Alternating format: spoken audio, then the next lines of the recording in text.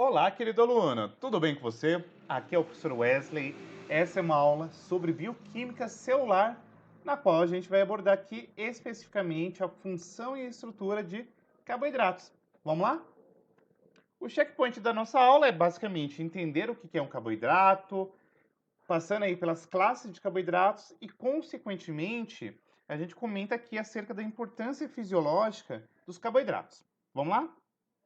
Então, essencialmente, já como ponto de partida, quando a gente comenta de um carboidrato ou de um açúcar, eu quero que vocês entendam que se trata aqui da biomolécula mais abundante na natureza. Então você encontra, por exemplo, carboidratos presentes aqui na celulose, na quitina, na glicose, na sacarose, amido, lactose, tudo isso aqui são representantes de carboidratos, tá? O que vai distinguir é o tamanho dessa molécula. Então, por exemplo, a celulose, a quitina, o amido, por exemplo, são exemplos clássicos de polissacarídeos, ou seja, são açúcares muito grandes. Em contrapartida, tanto a lactose quanto a glicose são exemplos de monossacarídeos, ou seja, a menor porção que vai constituir aqui um carboidrato. A sacarose, por exemplo, que é encontrada no açúcar de cozinha aqui, é um exemplo de um disacarídeo. Vamos lá? Então, quando a gente fala de carboidratos, a unidade básica, a unidade monomérica que vai formá-los são os monossacarídeos. Portanto, entendamos que o monossacarídeo, um único açúcar, é a unidade formadora de todo e qualquer carboidrato. E nesse sentido, quando você pensa em um monossacarídeo, pensando agora por um viés químico, a gente pode ter monossacarídeos que apresentam-se aqui sob a forma de aldeídos, que a gente vai chamar aqui de aldoses, e nós temos aqui também cetonas ou cetoses, que são basicamente uma situação na qual você tem aqui vários grupos hidroxilas sendo ligados na molécula, como por exemplo na glicose, na frutose ou até mesmo aqui na ribose. Belezinha? Não menos importante, um detalhe de interesse a ser pontuado aqui, pessoal, é que os monossacarídeos são solúveis geralmente em água, tá? E eles tendem a formar sólidos cristalinos, belezinha? E, não menos importante, ainda sobre os monossacarídeos, eles podem se apresentar aí com 3, 4, 5 ou até mesmo 7 átomos de carbono. E aí a gente vai classificá-los como trioses, teretroses, pentoses, hexoses e etc. Então aqui tem alguns exemplos clássicos de de alguns monossacarídeos. Ó, você tem aqui uma aldotriose, tá? Que tem 3 carbonos. Você tem aqui a eritrotriose, que tem 4 carbonos. Você tem aqui, por exemplo, a glicose, manose, gulose, idose, galactose, talose, que são exemplos aqui de hexoses. A xilose, por exemplo, a ribose, a desoxirribose, que são exemplos de pentoses, tá? E não menos importante, quando a gente fala desses monossacarídeos, um detalhe bastante legal e interessante a ser pontuado aqui para dar um pouquinho mais de incremento aqui na nossa discussão é que eles possuem um ou mais carbonos quirais. E aí você deve estar se perguntando, professor, Jesus Cristo, o que seria um carbono quiral? Basicamente, pessoal, é um carbono que ele apresenta 4 ligantes diferentes, ou seja, nesse átomo de carbono você vai ter 4 átomos ligados e eles são diferentes entre si. E por consequência dele apresentar aqui carbonos quirais, ele vai apresentar um fenômeno chamado de estereoisomeria, ou isomeria óptica, se você preferir. Então, por exemplo, ó, você tem aqui a frutose, a glicose e a galactose. Se vocês observarem, eles são estereoisômeros ou isômeros entre si, por quê? Eles apresentam a mesma quantidade de elementos, tá? Então eles vão ter a mesma forma molecular, todavia o arranjo tridimensional dessas moléculas são completamente diferentes. E por consequência, a gente pode ter agora uma situação na qual, se a gente pegasse aqui a molécula e colocasse um espelho, a gente teria imagens que não são sobreponíveis, tá? E, nesse sentido, ainda é de interesse aí a ser destacado a vocês, pessoal, que quando a gente fala tanto de pentoses quanto de hexoses, são basicamente monossacarídeos que eles tendem a se ciclizar. O que significa isso? Você tem essa estrutura aqui da glicose, que a gente representou sobre uma forma chamada de projeção de Fischer, e essa estrutura aqui, que ela está nessa formato de espinha de peixe, naturalmente ela tem uma tendência a ser ciclizada. Então ele se forma essa estrutura cíclica, tá? E essa estrutura aqui cíclica que a gente vê, a gente chama de projeção de Rolf, tá?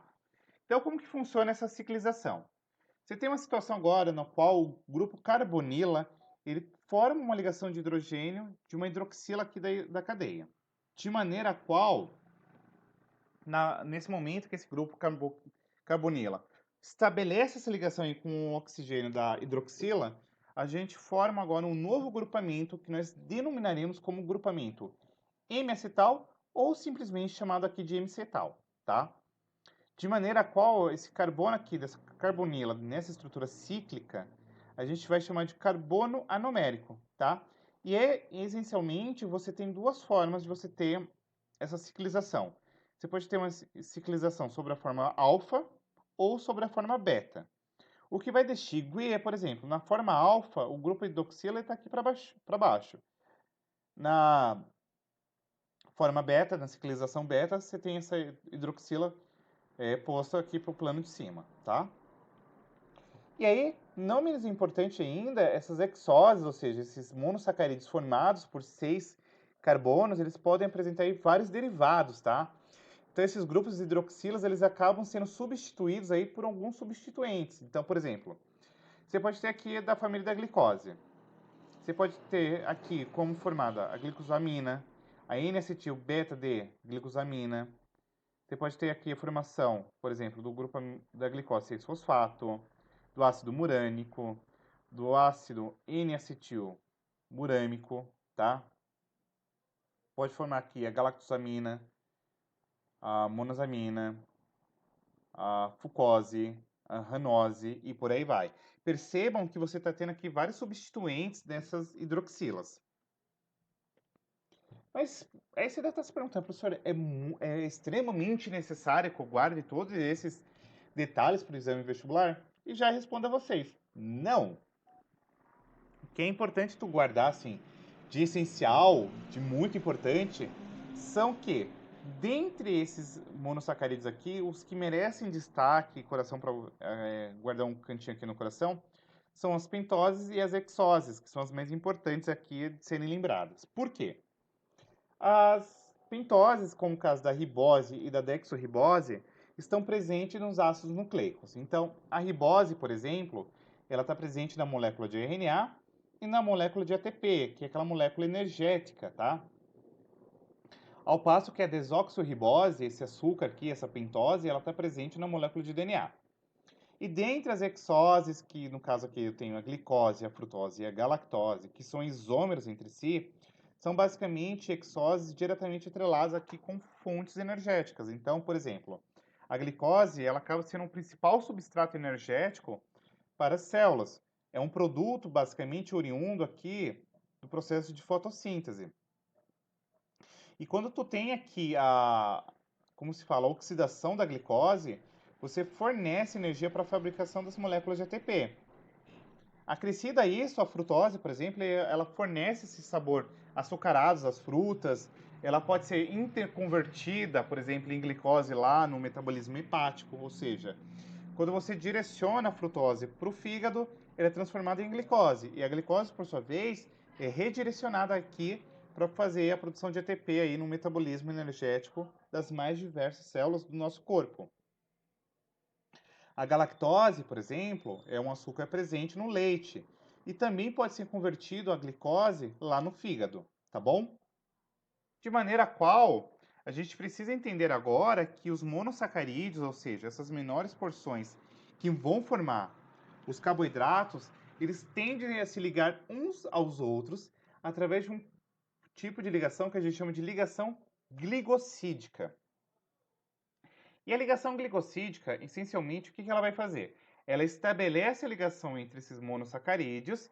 No entanto, na hora que você estabelece essa ligação, você tem a perda de uma molécula de água a cada ligação estabelecida. E como que se dá o mecanismo molecular dessa ligação? você tem aqui o grupo hidroxila de um monossacarídeo que se liga ao carbono anomérico do outro monossacarídeo. Então, ó, para fazer sentido a vocês. Você tem aqui dois monossacarídeos, ó. Você tem a alfa-dexoglicose e a beta-dexoglicose. Você tem aqui, ó, o carbono anomérico, ou também chamado de carbono grupamento imiacetal, e você tem aqui a hidroxila. Agora, você vai estabelecer uma ligação entre esse carbono anomérico e esse grupamento hidroxílico. De maneira a qual, na hora que você estabelece essa ligação glicosídica, você tem um processo que a gente chama de condensação ou síntese de desidratação. Ou seja, na hora que você estabelece a ligação glicosídica, tu tem a perda de uma molécula de água em todas essas ligações aí que são estabelecidas. E percebam que você vai ter aqui, ó, novamente, o grupamento M-acetal disponível e hidroxila, de maneira a qual você pode estabelecer mais ligações glicosídicas. Beleza? Posto isto, eu preciso que vocês ainda entendam que para muito além da questão da ligação glicosídica, estabelecer esse elo de ligação entre os monossacarídeos, eu posso ter diferentes tipos de ligações de acordo com os carbonos que estão participando aqui dessa ligação. Então, por exemplo, você tem esses tipos de ligações aqui, ó. Você tem um alfa 4, um beta 4, um 4 alfa e por aí vai.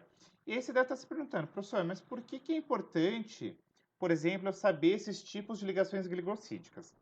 E aí eu já respondo a vocês pelo seguinte. Muito provavelmente você já tem ouvido falar que a celulose trata-se aqui de um polissacarídeo que não é digerido pela espécie humana. E isso daqui está diretamente atrelado porque a gente não tem enzimas específicas que façam a clivagem dessa ligação glicosídica de maneira adequada. Por quê? Essencialmente, a ação enzimática, pessoal, ela é sítio dirigida, ou seja, ela estabelece num ponto específico, que é o sítio ativo, de maneira a qual você tem essa clivagem. E, consequentemente, as enzimas presentes na espécie humana, elas não conseguem clivar o tipo de ligação existente, por exemplo, na celulose. Em contrapartida, consegue fazer a clivagem de outros tipos de ligações glicosídicas, tá? De maneira a qual, por exemplo, só ruminantes conseguem fazer a clivagem da celulose. Posto isto, a grande importância é o tipo de ligação glicosídica também interfere no processo aí de clivagem, numa eventual situação que seja necessário fazer isso, tá? Dito isto, é de interesse a gente destacar que os disacarídeos, basicamente, são moléculas constituídas por dois tipos de monossacarídeos, tá? E a origem aí dos disacarídeos são essencialmente codificadas, o que significa o monossacarídeo de origem e, consequentemente, o tipo de ligação glicosídica estabelecida, tá? De maneira a qual você tem aqui, por exemplo, a lactose na forma beta, ela se dá aqui entre essa ligação, tá? Então ela é uma ligação 1 para 4. Então você tem aqui o grupamento hidroxila desse carbono, que está na posição 4, ligando-se aqui com o carbono anomérico, tá? Você tem esse outro tipo aqui da sacarose, que é estabelecida como? No carbono anomérico, ele se liga aqui com a hidroxila presente na posição 2 do outro monossacarídeo, tá? E aí, para você não ficar perdido, o que é importante? Os principais disacarídeos que eventualmente vocês possam se esbarrar são a maltose, a celubiose, a sacarose e a lactose. Quais são os monossacarídeos precursores, ou seja, quais são os monossacarídeos que vão formar, por exemplo, a maltose? É a glicose mais outra glicose. A celubiose, uma glicose mais outra glicose. A sacarose é basicamente uma glicose ligada a uma frutose. A lactose, glicose mais galactose. E as maneiras de obtenção de tais disacarídeos se dá basicamente a maltose através de vegetais, a celubiose através da degradação da celulose, a sacarose aqui presente na cana de açúcar, tá? E a lactose aqui é o açúcar presente ali no leite, tá? Posto isto, a gente precisa entender agora que você pode ter os oligosacarídeos, que são pequenos açúcares, tá? Mas o que é importante você se atentar é os polissacarídeos, que são moléculas aí formadas pela união de vários monossacarídeos, ou seja, temos aqui um caso clássico de um polímero, ou seja, é uma estrutura muito grande que é formada por unidades precursoras iguais em longa escala, tá? E aí a maioria desses polissacarídeos que a gente encontra aqui na natureza são importantes a gente destacar que eles são distintos quanto o tipo de monossacarídeo que vai formar ele. Você pode ter aqui um caso de homo ou hétero polissacarídeos, o tipo de ligação que é estabelecido, ou seja, o tipo de ligação glicosídica, o padrão de ramificação desse polissacarídeo, tá? E não menos importante, aqui eu já quero fazer um adendo, é que a síntese desse polissacarídeo, ela não segue, por exemplo, moldes fixos, tá? Então depende muito da via de biossíntese que isso aqui vai estar associado, ou seja, a depender da via metabólica, ou seja, da via de várias reações químicas, você pode ter diferentes formas da catalisação e, consequentemente, da polimerização dessa molécula. De maneira qual a gente pode ter aqui homopolissacarídeos, ou seja, são formados por um único tipo de monossacarídeo, tá? Então aqui você pode ter um padrão não ramificado ou ramificado. E heteropolissacarídeo, que é dois tipos de monômeros não ramificados, tá? Não ramificados ou ramificados. Pronto, não entendi. O homopolissacarídeo, por exemplo, vamos supor, você só tem aqui moléculas de glicose. Nesse heteropolissacarídeo, você pode ter diferentes tipos de monômero. Por exemplo, você pode ter uma glicose ligada a uma galactose, que liga a uma frutose, e por aí vai.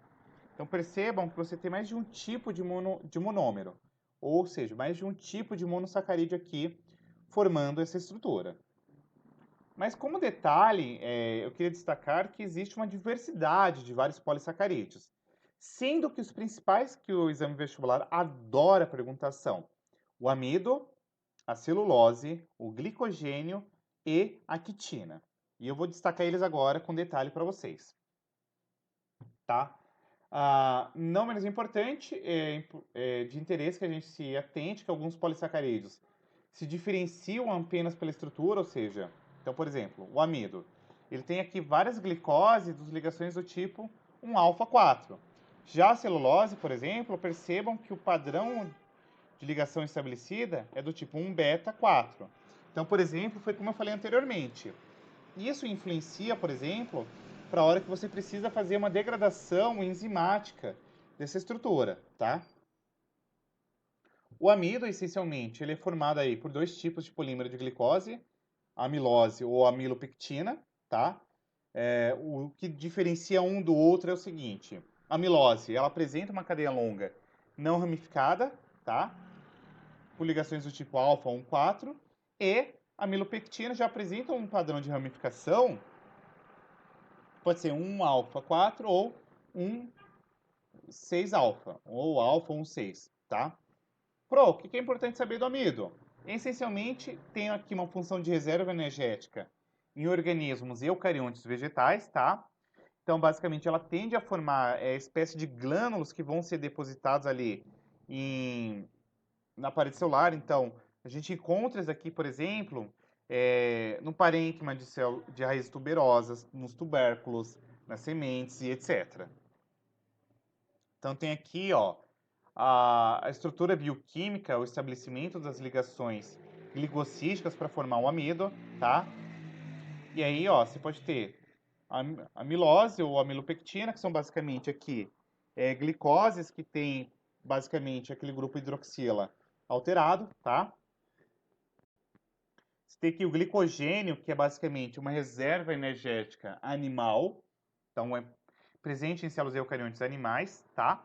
E, não menos importante, o glicogênio é uma estrutura de reserva temporária, ou seja, ela só está ali temporariamente. Então, vamos supor, você tomou café da manhã, a glicose ela é direcionada para o fígado e para o músculo, forma o glicogênio, todavia, você tem aí a degradação desse glicogênio num período de jejum, tá?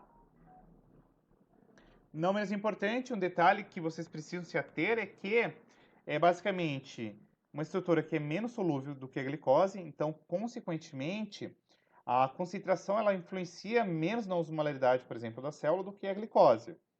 Só que o glicogênio ele consegue ser catalisado aqui por enzimas específicas que fazem o recorte dessa molécula, eventualmente transformando isso aqui novamente em glicose. Ou seja, você pode ter enzimas que catalisam a quebra do glicogênio, de maneira a qual você forma aí novamente glicose, que pode ser direcionado para o corpo para produzir ATP.